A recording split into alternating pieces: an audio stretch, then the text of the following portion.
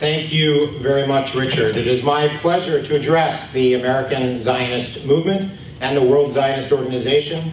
For well over a century, you have kept the light of Zionism glowing bright, for which we are all eternally grateful. I salute the Israel Forever Foundation and its co-founder, the remarkable Phyllis Heidemann, for creatively instilling the love of Israel to people all over the world, and AZM President Richard Heidemann for reinvigorating the Zionist cause through his strategic vision. And as we've seen during this conference, it is starting to pay great dividends. My longtime friend and colleague, AZM Executive Director Herbert Bloch, is to be commended for his extraordinary achievements as well. I add to the list of those deserving a hearty kol hakavod, the conference organizers, Alicia Post, Ariana Heidemann, Kiana Fogel, Alana Heidemann, and of course, the love of my life, the woman who with every breath rejoices in the beauty of Zionism in Israel, Heidi Kreiser Daroff. The theme of this, absolutely, you can applaud Heidi. Thank you very much. The theme of this conference this month, and really the entire year, has been celebrating the Balfour Declaration and its impact on world Jewry. As we all know, 100 years ago, Arthur Balfour issued a statement in favor of Zionist aspirations in the land of Palestine. This is one of the most politically significant documents of the Jewish people in the last 2 millennia and deserves celebration. However, it is necessary that we remember what it is that we are celebrating. The Balfour Declaration signified a remarkable triumph for the nascent political Zionist movement. For the first time in history, a sovereign nation had recognized and sympathized with Zionist aspirations to reestablish a national home in our historic homeland. The Balfour Declaration did not give the Jewish people a right to statehood. Our right to determine our destiny in our national homeland is an unalienable and eternal right. The rights of a people to life, liberty, and freedom are not dependent on the recognition or validation of those rights from others. However, without recognition of those rights from others, they're infinitely more difficult to achieve. The tenacious Jewish spirit that willed the state of Israel into being, the Balfour Declaration was an acknowledgement of those efforts. It was not a gift to the Jewish people because of our agony. Rather, it was a promise signed in full appreciation of our people's agency. It was bought and paid for by the blood, sweat, and tears of early Zionist pioneers. The Balfour Declaration cannot be celebrated outside of its context.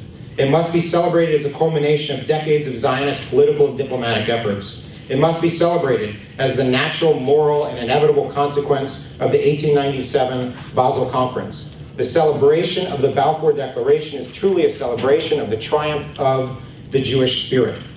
That being said, we must use this moment to celebrate our forebearers. In this moment, we must honor the unbending determination of secular political Zionists like Theodor Herzl and Max Nordau. We must toast the religious rabbis like Alkaleh and Kalischer, who audaciously developed Jewish philosophy around the return to the land. We must remember the perseverance of labor Zionists like Moses Hess and cultural Zionists like Ahad Ha'am that secured the Balfour Declaration. Today is not just a day for Balfour, it is also a day for Americans like Brandeis and for Russians like Pinster. Our celebration of Balfour is not simply a celebration of British magnanimity. It is also a celebration of Jewish communal self-actualization. It gives us a moment to commemorate the work of so many hundreds of leaders who, despite geographical distance and ideological difference, came together in pursuit of a common goal. The story of the Balfour Declaration and the story of Israel reminds us that with a pioneering spirit, anything is possible. It is a story that reminds us that we may not be unified in our beliefs, we must always remain united in our efforts. Theodor Herzl cultivated this spirit of unity from the earliest days of the political Zionist movement. He visited the corners of Europe, sought out Jews of every country, every creed, and every color. His target audience was the entire audience of the Jewish people. He truly believed that the whole community could find inspiration in the ism of Jewish liberation and national self-determination. This sentiment of solidarity imbued itself in the fundamental essence of Zionism. By reawakening a common Jewish national consciousness and reasserting Jewish peoplehood, Zionism sparked a tremendous zeitgeist of communal cooperation. This universal and unifying message brought new vitality to our community. Today, the State of Israel stands as a testament to these values. It is the tangible expression of the success of the Jewish civil rights movement. It also stands as proof of the power of peoplehood. As with all movements, there was discord and there were certainly divisions. But I struggle to think of another political movement that encompassed so many segments of a society. The first Zionist Congress in 1897, Herzl sought to, in his words, give the conference a thoroughly representative character. And to do so, he invited individuals and organizations across the Zionist spectrum. In contemporary parlance, the attendees ranged from hipster to Hasid. The Zionist movement truly mixed Jews of different nationalities, religious affiliations, and political views.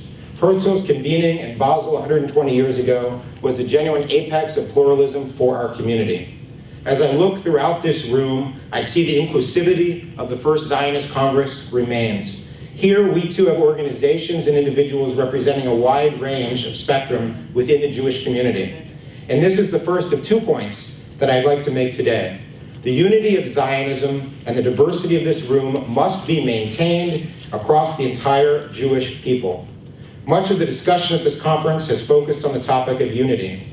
And I submit that pluralism was the potion that gave power to Zionism. The movement was too quixotic to succeed without the strength of the masses. When I look at Zionism, what I see is probably the boldest attempt in 2,000 years to reunite a fragmented people. It revived an inclusive national consciousness that urged the participation not of some Jews, but of all Jews. It brought a splintered community together under what Herzl called, at the very first conference, the unity of our destiny. The creation of the Jewish state required the Herculean efforts of a diverse Jewish people. It necessitated the contribution of competing political ideologies and clashing personalities. This conference here in Washington portrays the essential and necessary unity of the Zionist community and the Jewish people. It also puts on display the potential of Zionism to bring our community together. You don't need me to speak about the divisions in our country and in our community today. Sitting here in Washington, D.C., we know that all too well. There is a rift as well in Israeli-diaspora relations that we must seal. There is a growing chasm in the American Jewish community that we must rectify. And being in this room gives me hope that it is possible within our community. The word Zionism may be contested in parts of our country and even in our community, but the values that Zionism espouses are the lowest common denominator that can mend these schisms. Zionism is a set of values that declares dignity for the aliens among us. It sought to reclaim self-confidence and fair treatment for all Jewish people, for all of the people. This universal notion and value resonated far and wide, uniting Jews from across the world and sustaining our community to this very day. These past few days of speakers and participants have shown that the pluralism of the First Zionist Congress lives on in this conference room. The question is, what actions will we take to bring this message outside of this room? How will we communicate the meaning of Zionism in Israel to the proverbial fifth son who did not show up to the conversation? How will we reignite this spark? The book is not yet closed on Zionism. The story continues. We must write together these chapters. I think if we re-energize Zionism, we can begin to bring our community together once more. Whether or not we focus on the Z word itself, we must focus on the history, the philosophy, the literature, and the values that stand behind that word. We can re-engage young Jews with the story of the Jewish people and the upbuilding of the Jewish spirit. We can unite our community around these universal values, and we can use them to speak a common language with the Israeli people. Today, far too many young Jews no longer feel any emotional attachment to Israel. They certainly don't have an understanding of or pride in Israel as the realization of Zionism. The pro-Israel community has invested in teaching our youth to advocate for Israel, but we've not allocated enough resources in giving our youth a contextual understanding of Zionism, which is the reason to care in the first place. As my esteemed colleague Zachary Schaefer of the Jewish Federation's Israel Action Network stated so eloquently at this conference yesterday, quote, Zionism is our what, it is our how, and most importantly, it's our why. It's not only the story of our people, but it tells the story of all people. It's a story we must re-energize. Zionism teaches us that all Jews have a spiritual and historic claim to the land of Israel. It's the land of all the Jewish people, and it must remain the land for all the Jewish people. Senseless acts that divide the nation or cease to embrace all her people must end. The state of Israel must nurture Jewish continuity and peoplehood in its fullest sense. As Israeli President Reuven Rivlin told us earlier this week at the Jewish Federation's General Assembly in Los Angeles, quote, "The state of Israel was and will always be the home of every Jew. Orthodox, Reform, conservative, secular, traditional, Ashkenazi, Sephardic. All Jews. We are all one people, and Israel is dear to all of us." He continued, "Israel is the most daring enterprise in the history of the Jewish people. The Jews of the diaspora, especially in North America, are full partners, not only in the establishment, but also in its development. You are the true stakeholders in the wonder called Israel. You stand behind us in times of crisis and joy. You dream with us, you challenge us, you keep us strong, and we are strong. I am here today," said the president, "to say that this cannot be taken for granted," unquote. Unfortunately, as many of you know, oftentimes here in the diaspora, we feel as though we are taken for granted. It is frankly a shanda that many of us are not treated as full partners in Israeli civil society, as exemplified by issues like the hereditization of the Kotel and the conversion process. However, the language of Zionism might be the proper way to engage in this dialogue. As we have discussed, one aspect of Zionist vision was to obtain a Jewish state that would strengthen Jewish unity, secure a dignified future for all of the world's Jews. Today, the American Jewish community in Israel face tremendous obstacles. I don't pretend to have all the answers, but maybe we can propose where we can find them. We need to look back to Zionism. We can find ways to reinsert the story and the values of Zionism into Jewish discourse. We can work to ensure that Israel lives up to the Zionist values and remains a state for all Jews and not simply for some Jews. 100 years ago, Zionism brought our people together across many divides. Perhaps Zionism can do that for us again today. My second message is the second component of re-emerging and re-energizing Zionism. We must express the essence of Zionism in our advocacy work.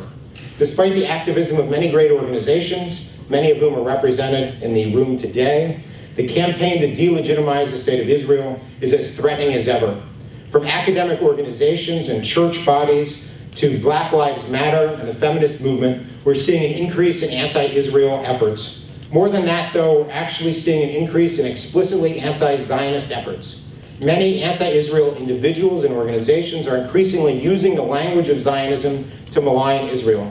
All it takes is a quick look around anti-Israel websites and platforms of pro-BDS organizations to see how often the word Zionism pops up.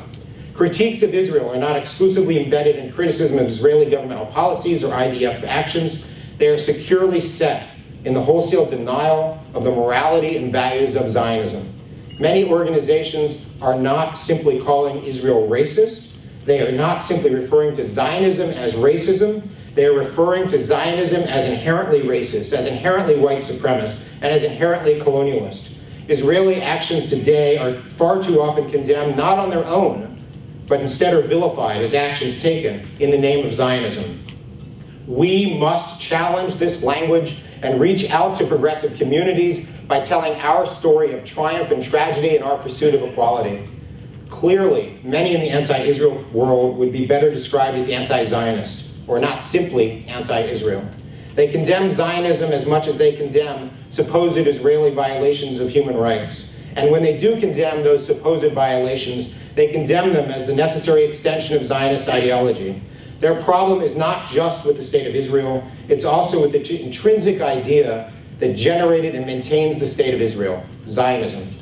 At the end of the day, Israel is nothing more than the tangible manifestation of Zionist ideals and values. As the logic goes, anti-Israel activists believe that by demonizing the idea of the Jewish state and corrupting its stated aims, then everything that that idea stands on will fall as well. Without Zionism, Israel is a castle built on sand. Now, I don't want to stake the claim that we must focus our efforts on rehabilitating the term Zionism itself. I don't think the word is as important as the values that it represents. We need to expound upon the progressive and positive aspects of Zionism and take back the meaning and vision of the movement. We should infuse our advocacy and messaging with the lofty language and inclusive ideals of Zionism. The language of Zionism is not the word itself, it is a positive articulation of the Jewish state, which can seize in our community conversations and in our advocacy. For our community and for others, we can ground Israel in the story that created it. That is the story of people rising up against oppression and inequality. It is the story of a powerless people self-actualizing their potential and reclaiming their self-respect. It's a story of a people pursuing freedom, justice, and equality against all odds. Put simply, it is the essentially human story of hope. It teaches us that if people can transform tragedy into triumph, and it just takes a lot of unity and persistence to do so. Through my work at the Jewish Federations of North America, I see myself as an activist not just for some of world Jewry, but for all of world Jewry. We are a broad-based movement that seeks to represent as many Jews as we can. As I think about it, I realize that this is fundamentally a Zionist value. I'm grateful to have spent this opportunity to be with you all. This conference is truly a one-of-a-kind in the pro-Israel world. The content and topics are so distinctive, and the speakers participating have been astounding. I'm looking forward to working with all of you to move forward in the spirit of Zionism. Hopefully, we will take this narrative and share it with others. Thank you so much for this opportunity.